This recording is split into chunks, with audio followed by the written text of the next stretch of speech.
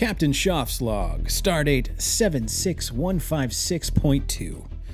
As we nurse our Romulan ale hangovers, after partying maybe just a little too hard for Star Trek Day, we are also thrilled to be discussing the newest episode of Star Trek Lower Decks and also share our thoughts of Star Trek Day festivities and reveals.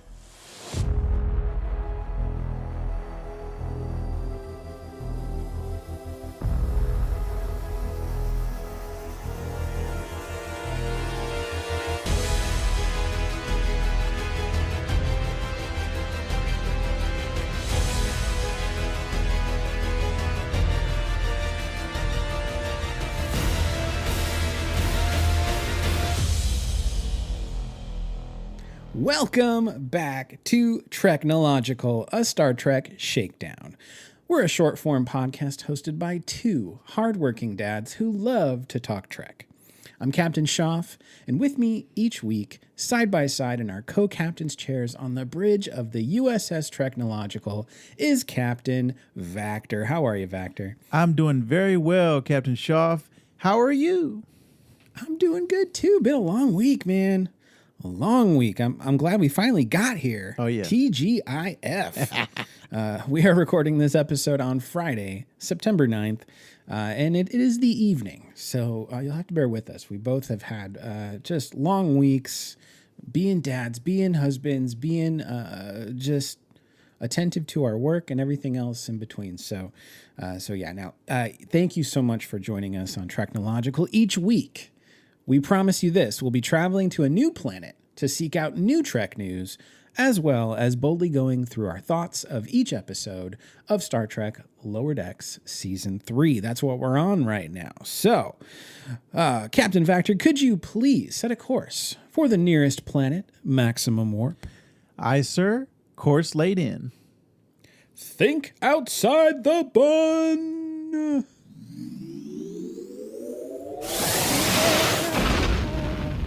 All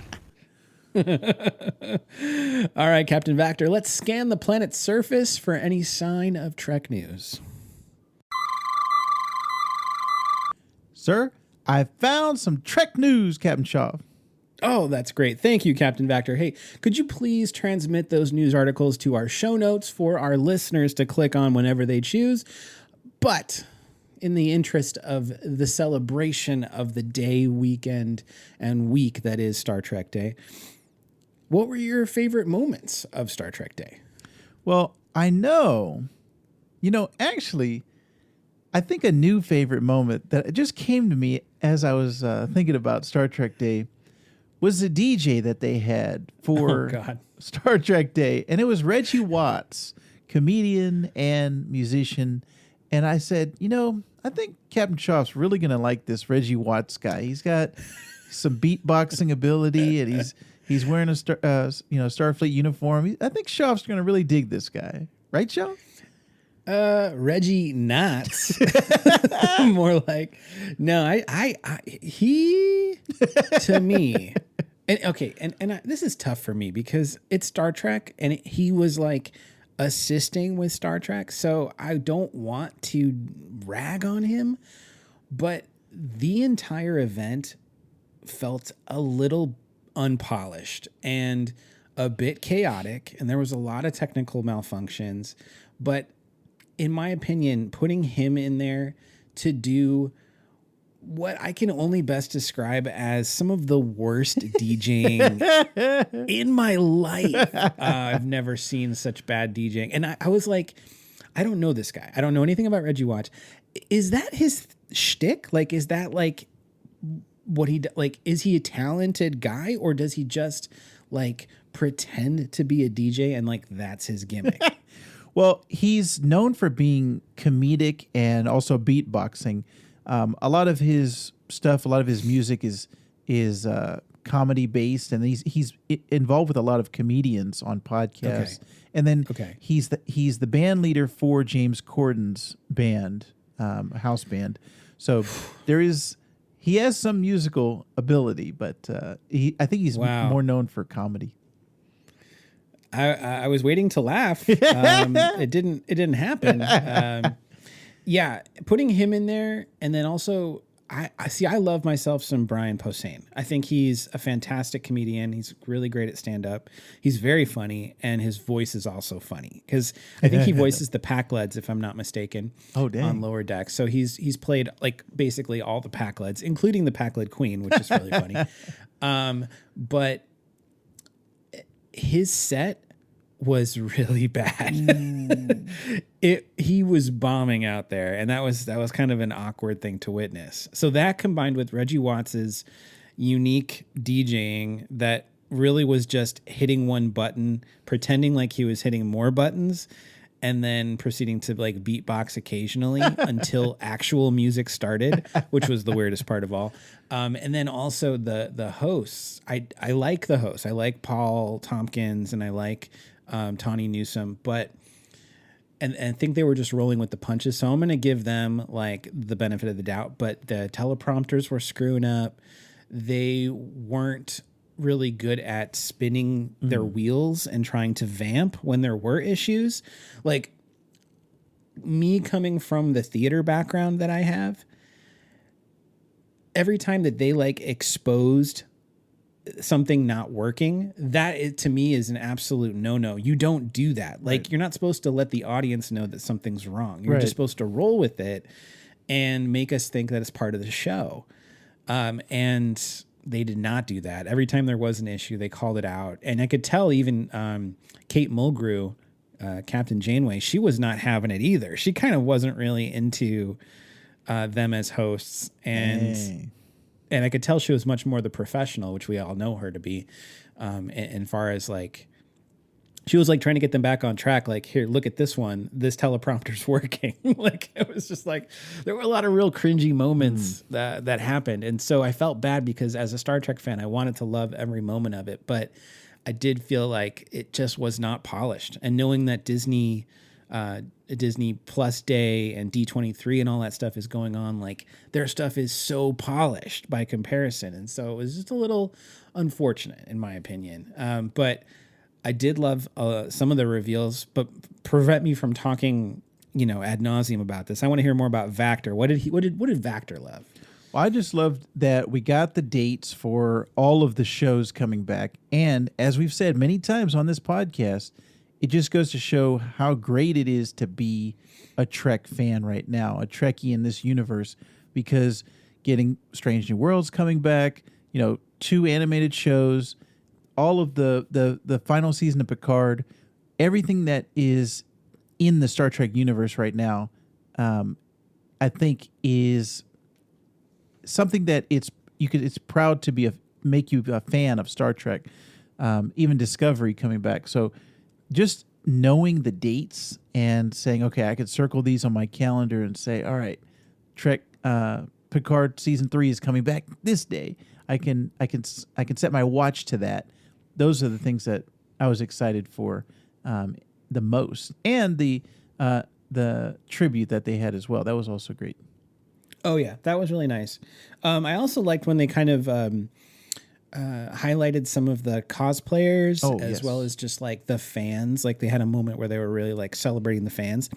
And a quick shout out. We're hoping to get him on the podcast, by the way, but I've been making a lot of friends in the Trek Talk community. And one of which he actually was shown on the screen during Star Trek Day. Oh wow! In his Star Trek cosplay. His TikTok account is at Random Gotham. His name is Rick. Super nice guy. Right now he's doing a lot of Boimler cosplays. And he's got purple hair and everything. He looks great. He's even got the Tom Paris plate. Nice.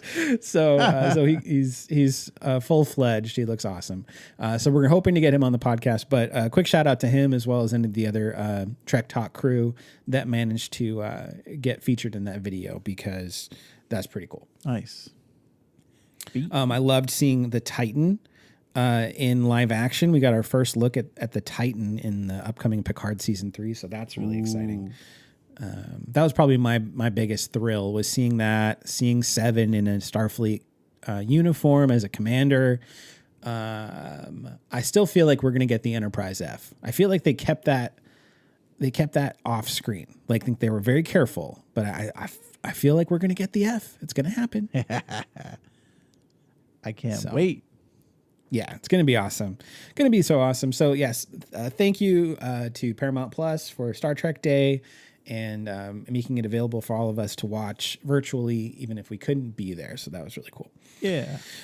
All right, Captain Vactor. Now then, let's continue our weekly mission with our episode discussion. Okay, so the episode we're talking about today is episode 3 of season 3. It was called Mining the Mind's Mines. It first aired on September 8th, Star Trek Day, and it was directed by Phil Mark Sagadrika. And written by Brian D. Bailey. Now, I was so unsure. I went to Wikipedia for this, by the way. And normally when you go to Wikipedia, you got to be kind of careful, right? You're not going to always get the facts. And I was like, Phil Mark? And Phil is spelled F-I-L-L? Like, come on. Like, if his name is Phil, it's probably P-H-I-L, right? Like, I don't think a parent would name their son Phil, like you fill a container, but that's what happened for Phil Mark Sagadaugadaugaduga. Yeah, so I just wanted to make sure I spelled his name right, but in fact I did. It is Phil, F-I-L-L. So anyways, before we get into the synopsis, I want to throw up a quick red alert, Captain Vactor. Awesome. We're putting this red alert out because we don't want to spoil you. So if you have not had a chance yet to watch episode 3 of Star Trek Lower Decks, then now is the time to go ahead and press pause on our podcast and go pull up Paramount Plus and check it out, and then come on back. Also, you could listen to some of our back episodes if you're not caught up on Lower Decks, but maybe you've seen episodes 1 or 2. We've got those there too for you. The synopsis for this episode is as follows. On a remote science outpost, stone orbs are bringing fantasies to life. Tendi starts her first day as a senior science officer trainee. So, Vactor, what did you think of this episode? When I reached out to you after I had seen it, and I know I saw it before you did, I thought it was kind of middle of the road, a little bit meh, not great. Good, but definitely not great. What did you think of it? I had my expectations lowered a little bit when you said that. And when I ended up seeing this episode, I want to say I was a little bit more positive than you. Still good, not great, but a little bit more leaning towards the great side than the terrible side. I actually liked a lot of the structure of this episode being more of a plot-focused episode, kind of like a classic mystery episode. And I could see this as a Next Generation episode, as a live action, a little bit goofy, like some of the comedy is a little bit over the top just because it's animated. But I enjoyed this episode, and I thought it was okay to have kind of in the middle of the season, starting towards the build-up for the rest of the season. Yeah, I guess I wanted to like it more. I just felt here's my issue, and I was going to bring this up later, but I think I'll bring it up now. I think I'm onto something, but I feel like Lower Decks, and maybe this is just iconic of Star Trek, and that's why I'm so aware of it, but I feel like there's a formula. There's an episodic formula at play here that Lower Decks seems to kind of lean into pretty consistently. And the formula is this. They present a conflict in the episode.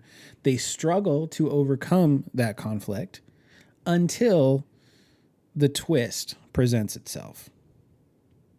Because I feel like they're just like subverting expectations.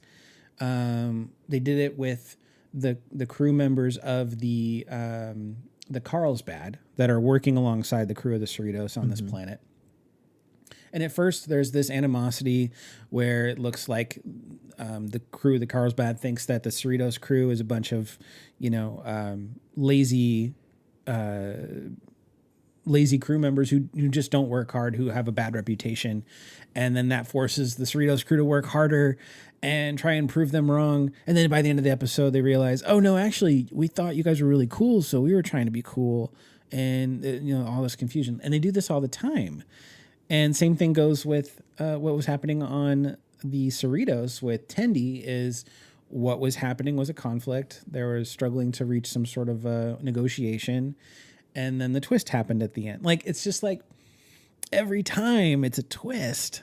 And I would just like to see some episodes that aren't twisty, that don't like pull a 180 on us and make us real. Oh, it's actually something totally different than we thought. Like, I would just like to see them deal with the conflict and just see it through to conclusion sometimes rather than it following this formula. I don't know if I'm onto something. Maybe I'm just too hyper analytical about it, but what do you think?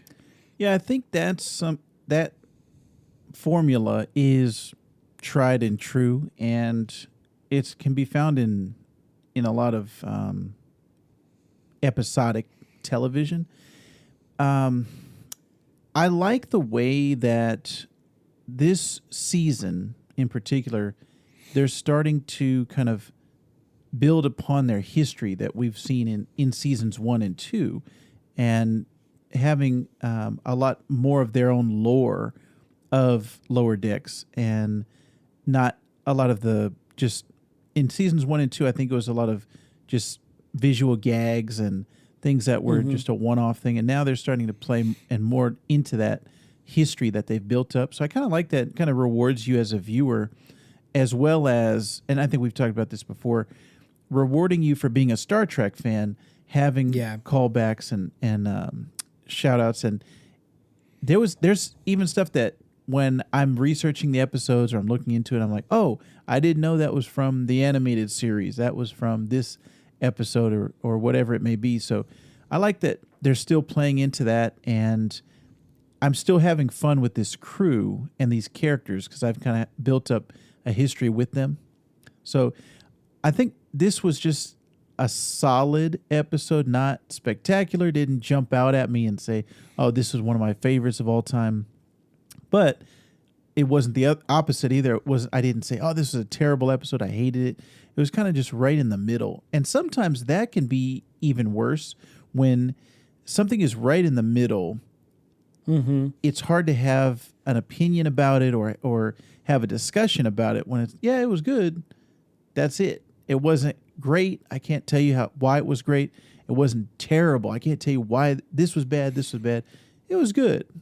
And that was kind of it. And so I think this one falls into that category. And it's hard to talk about those type of episodes, but after watching it, and that's why I guess it's also good that these episodes are short, because you get in, you get out, and you're on to the next one. And that's how I kind of felt with this one. I was like, oh, okay, I watched it. All right, now on with my day, on with the rest of my week. Let's see what they have next week. Yeah. I find myself, because both She-Hulk and Lower Decks come out same day, I find myself comparing them to each other. Not intentionally, I just kind of do it. Like, I'm like, okay, which show's going to have the better episode this week? And I hate to say it, but She-Hulk won this week.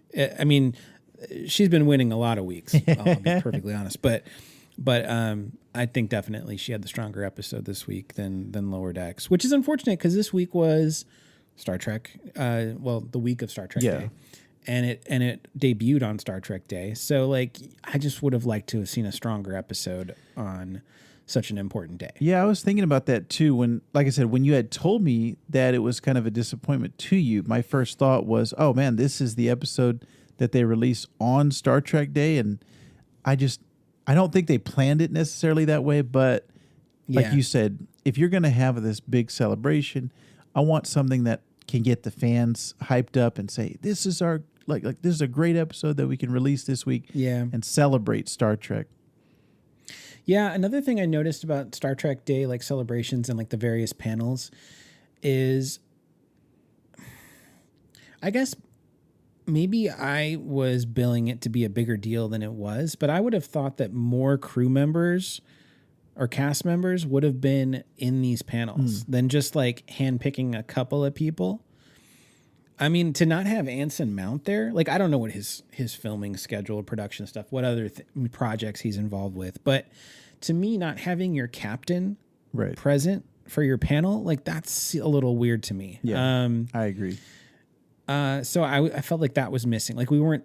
I mean, if Sir Patrick Stewart is going to show up, then I would think that any of the other people should show up too. So Right.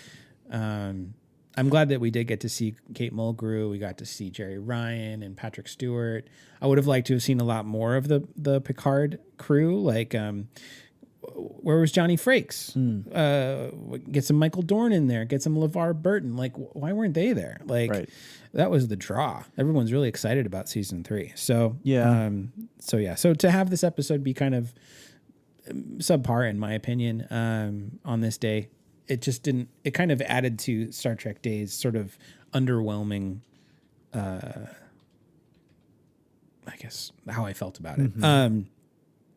Now, I had a question that came to me while I was watching it. So the crew, as for anybody who's seen it, knows that they encounter these like greenish orbs that are surrounded by like crystals and stuff, and the orbs cause you to see like your fantasies come to life, and these fantasies are tempting you to like touch them, and if you do, you turn to stone.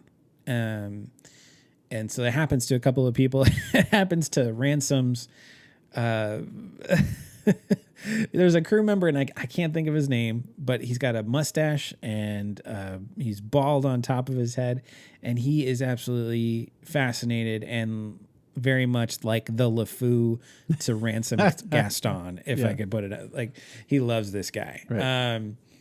And he ends up, his arms turn to stone, his whole body turns to stone. He breaks apart, his arms fall off, like, and then by the end of the episode, he's all like propped up. Like, hopefully his arms were able to be reattached. I don't know. Yeah. But everyone sees some kind of unique fantasy. Like Rutherford sees Dr. Leah Brahms, which is funny because that's what Geordie LaForge would have seen. Like, that was the nod to that, and Geordie's fascination with Leah Brahms and kind of making a holodeck version of her and stuff like that. It's a whole thing. But I was wondering who would show up for you, Captain Vactor, if you got near one of those orbs and your fantasy came to life.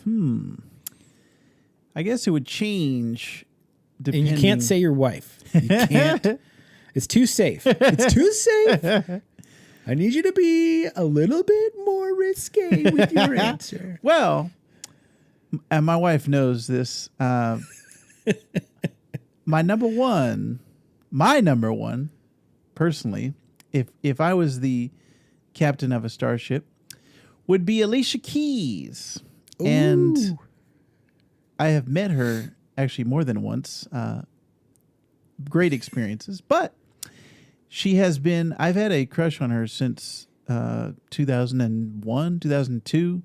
And ever since then, she has been the frequent,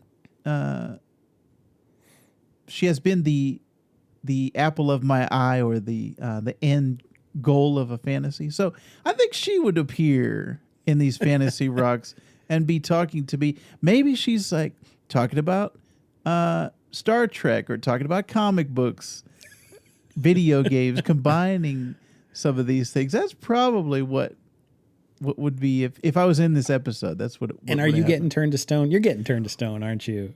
It's happening. By the time you see her, you're gonna be rock hard. Whoa! It's still a family-friendly podcast, everyone. I am just using innuendo, not using any bad words. But yeah, that would probably be my current one. Like I said, it'd probably shift around from time to time. Maybe at one point it's Spider-Man and he's swinging down, and I'm like, oh, I'm gonna go swinging around with Spider-Man or something like that. But probably change week to week. But for this episode, let's just say it was Miss Keys. That's good. I'll take it. And I already know Shoff's. Who do you think? Well, I think there is a certain femme fatale that likes video games, Shoff. She wears glasses. Yeah, you do. You were gonna get it right. You were gonna guess. It's true. If Trisha Hirschberger happened to appear out of thin air on a planet because I got near a green orb, it'd be done. It'd be done. Yeah, she's I definitely have had a crush on her for quite some time. She's, as I would put, a gorgeous geek. Gorgeous geek. So and fun and nerdy, and yeah, definitely. I would also be turned to stone for sure. So yeah, what was really funny is these dreams, these fantasies quickly switched into nightmares because things kind of went south real quick when they were trying to impress each other with collecting these orbs. That was actually my the nightmares. I kind of tried to write them down as I saw them. There was a giant Borg snake. There were Klingon clowns that had batleths for arms, and that was like nightmare fuel for sure. And then there was some like purple McDonald's Grimace looking tentacle dude, like off in the corner, like he was like his own thing. And then of course there was Mariner's Andorian girlfriend had transformed into like a werewolf version of her girlfriend, and they were all trying to kill him. So it just had went absolutely chaotic on the planet, as things tend to do on lower decks. And I thought that was pretty fun to see, like, there's really like no rules, right? When it comes to like what your nightmare is, like the combination of stuff. Like I'm sure Boimler's was like the Borg, and then like snakes probably factor in there somehow. I don't know, but like the Klingon clowns. I laughed. That was wild. That was so funny to me. That was my favorite. Yeah, I mean, there were highlights. There were definitely highlights of the episode. That was definitely I felt like a lot. My highlight. I was going to say just for the fantasy element. I think what was happening on the planet was more interesting than what was happening up on the ship. And I felt bad because Tendi kind of got stuck up there, and she got stuck with a lot of scenes with Dr. Miglimo, and he's voiced by Paul, is it J. Tompkins? Does that sound right? Actually he was Paul the one S? F. Tompkins. He was the one who hosted Star Trek Day. Yes, he did. Yeah. And he's super funny too. I've seen his stand up. I've seen him do a lot of like interviews for documentaries and stuff. I remember back in the day, this will probably date me, but on I think it was VH1, they were doing I Love the 80s or I Love the 90s. Yeah. And he was regular on those. Nice. They were always getting his opinions on stuff. So he's a lot of fun, but I don't like the character of Dr. Miglimo. He's annoying to me, and I didn't think I disliked any of the characters on Lower Decks because they're all a lot of fun, but Miglimo is absolutely irritating to me. And maybe it's just because Paul's playing him so well, and like we're supposed to not like him, so I'm gonna just kind of go with that. I think so. But he's annoying. He is very annoying. And one thing I thought they were going to keep up was the food metaphors. Because remember in a previous episode, they talked about how he always talks in food metaphors. Mm-hmm. And then we didn't hear any in this episode. Right. So I felt like that was like I know that there are different writers for every episode, but I felt like not holding on to that idea, not treating it like and this, right. Like, that was a letdown because we already have established the character as being this way. So if you don't still do that, then the character's not consistent or not. I don't know. It just didn't work for me. Like I think you need to honor what was already there. Yeah. And that's stuff that fleshes out those characters that there are these character traits that you get to know them. And that's, I think what endears them to a lot of people is, oh, I know that guy because he does this. I know that girl because this is her mannerisms or her personality. And that's a lot of the voice acting as well as the writing together brings that to round out or flesh out the character. So yeah, I'm in agreement with you on that one. Definitely should have more consistency. Nice. So we're 3 episodes into the season. We got another 7 more to go. And looking forward to the rest of the season, honestly. We found out during Star Trek Day that Prodigy is going to be coming back for, I'm pretty sure it's season 2. Yes. Or is it part 2 of season 1. That I'm not sure, because here's the thing. I don't watch Prodigy. I haven't seen a single episode. So I don't, not 100% sure. I kind of think it's part 2 of season 1, but because I think there's supposed to be 20 episodes in season 1, and I think they've only had 10 so far. Yeah. So I think it's still season 1. But our listeners, if you can correct me, I don't mind being corrected. So reach out to us if you know for sure, and we'll definitely in the next episode we'll clarify things if we need to. Yeah. But I'm pretty sure it's the second half of season 1. Yeah. And Vactor, I'm going to talk to you about this, and we can definitely take it offline. But I'm kind of the mindset that maybe we don't watch this. Yeah. I don't think there's a draw. I don't think there's an audience right for what, from a podcast perspective. Mm-hmm. I don't think that it's gonna be a show that people are gonna be looking for a podcast to listen to someone's commentary on the show. I think it's too much a kid show for that. Yeah, I agree. This isn't necessarily one that we have to have a focused episodes on like we do with either Picard or Strange New Worlds. Probably should focus on Discovery more than Prodigy. Yeah. You need to get caught up on that. And then we could also start dipping into some of the other series that have already come before and start looking at that. Maybe even start something, whether it be original series and kind of work our way through it. I think that'd be a lot of fun too. So rather than covering Prodigy, which might just be a little bit below our ability to appreciate because it is a children's show, I think we might do better if we focus on something else. Yes. So yeah, I agree. So we'll decide that later, but it is going to be coming up here late October that the Prodigy is coming back. So yeah. Well, with that, we're going to go ahead and switch gears, and we're going to bring our final segment to your ear holes as well as your eye holes if you're watching us on YouTube. Hi.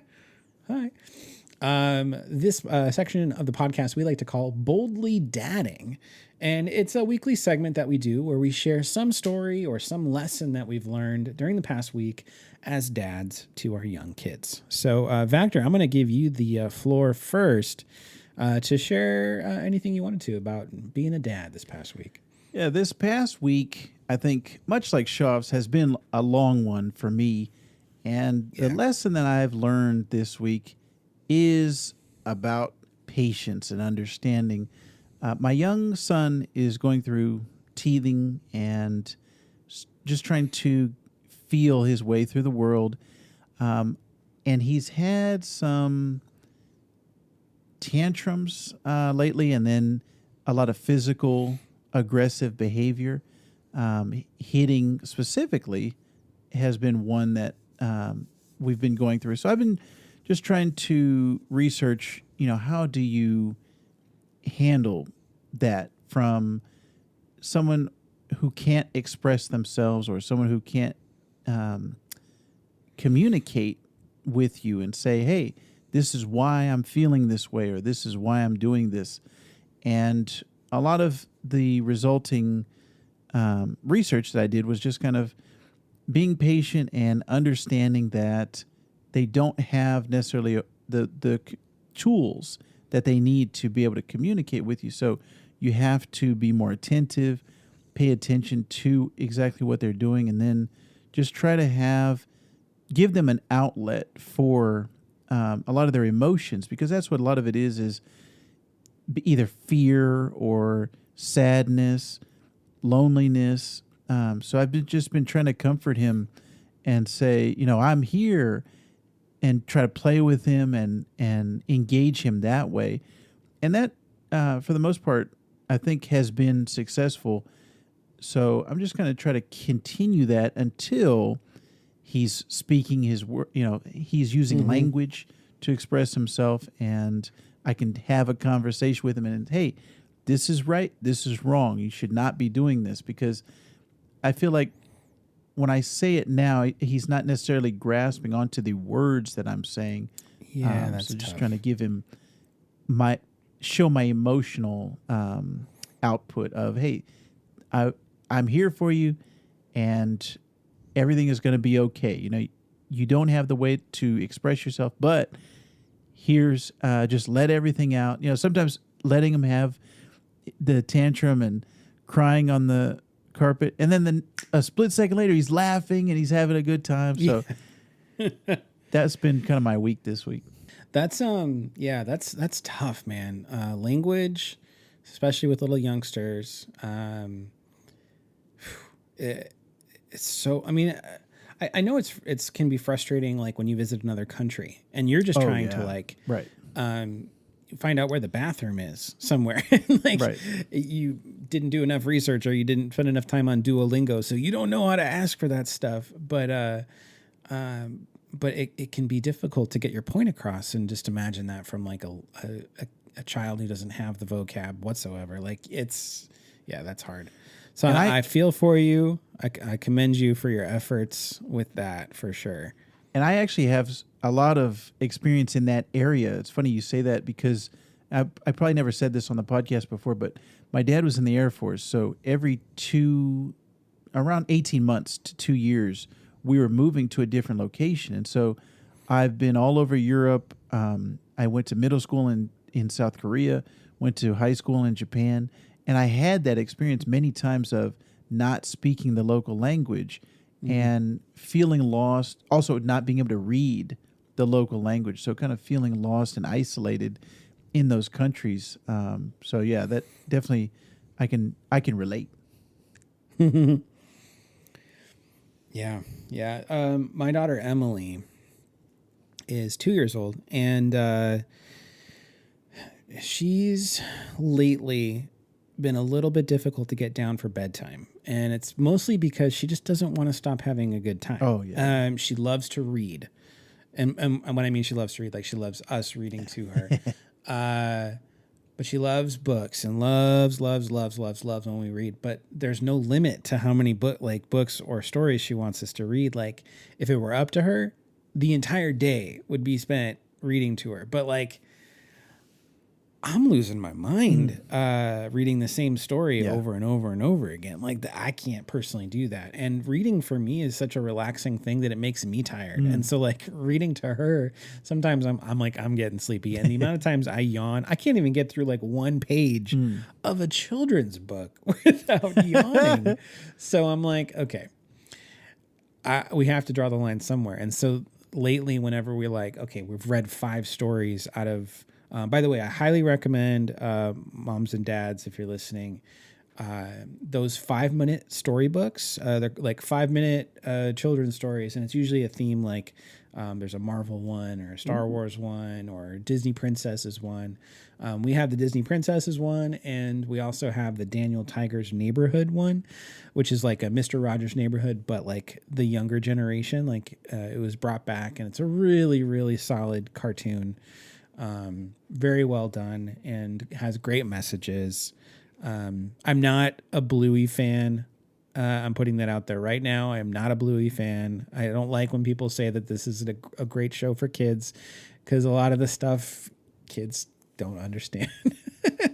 But I am a fan of Daniel Tiger because I have watched it, and Emily does get a chance to watch that every now and again. We barely give her any screen time, but if we do, she's watching Daniel Tiger, and she calls him Mao because he's like a tiger. Meow, Mao. I want to watch Mao. But anyway, so we'll read like 5 stories out of this Daniel Tiger book, and then usually it's time for bed, and she fights it every time. But the advice I have and what has worked, and I wanted to share it on Boldly Dadding for anyone who might benefit from it if they're experiencing something similar, is when she starts to kind of fight, and when I'm about to put her in her crib and she's screaming and kicking and doesn't want to go down, I hold her in my arms, and together we recount the day. And I tell her, I was like, let's go through and let's think about all the great stuff that you did today. And I was like, in the morning, you woke up, Dada had your slippers ready to go for you. We wrapped you in a blankie. We brought you downstairs. You had your Eggo waffles. She loves her Eggos.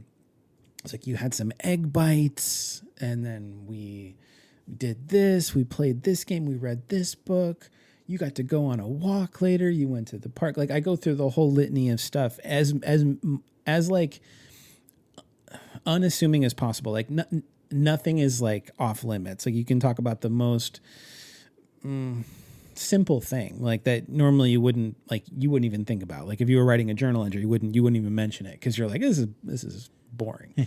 But for a child, it's something, right? And the point is to demonstrate to her that she's had a very full day and she's done a lot of great stuff, and that every full day ends with a good night's sleep. And so by going through all of that and like really summarizing the day, by the end of it, she's like, I can see the gears turning, and I can see like look on her face, and she's like, yeah, you're right. You know what? I have had a really good day, and it's been a really full day.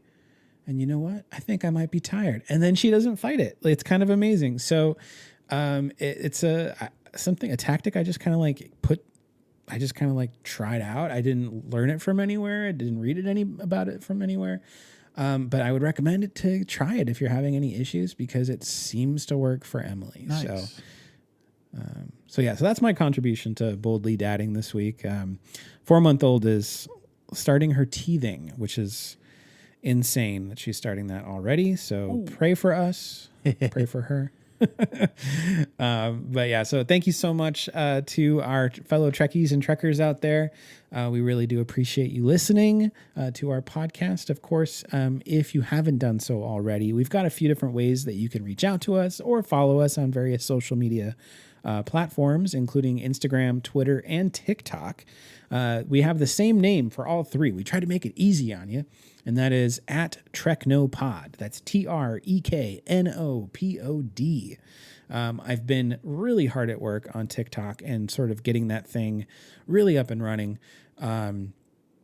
As we've brought video into the equation for our podcast, it's been really an important movement for both myself and Vactor that we are on these short form things. So you're going to see lots of TikToks from us, IG Reels, YouTube Shorts, as well as things on Instagram and Twitter. So hopefully you're checking that out and following us and liking and commenting.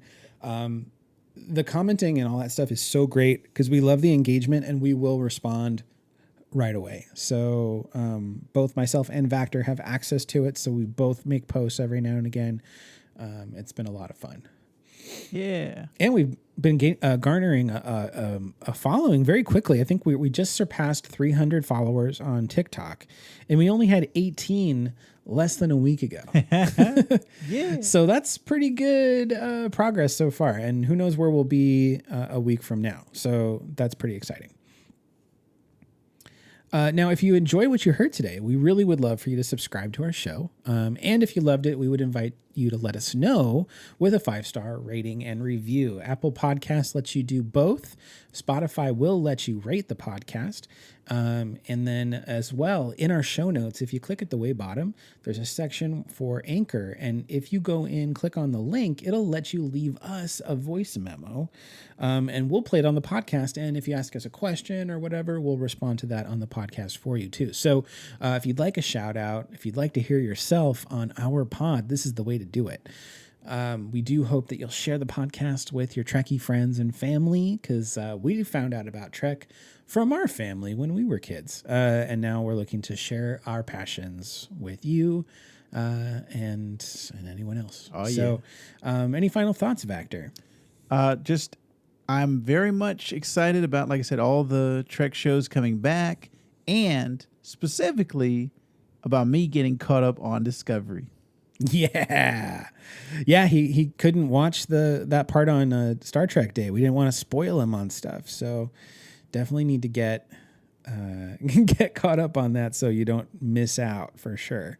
Now next week we're going to continue our ongoing recap and review of Star Trek Lower Decks Season 3, and also keep your eyes and ears peeled. Rather, I should say ears peeled, because we are in the process of going through and making I want to call it quote unquote live commentary, but we watched Star Trek, the motion picture, Actually, we're finishing it tomorrow, but we watched it, and we while we were watching it, we were recording ourselves providing commentary. So in the event that you would like to watch it with our commentary, we're going to make that available for you. So that's coming up in the next, let's say in the next week or two.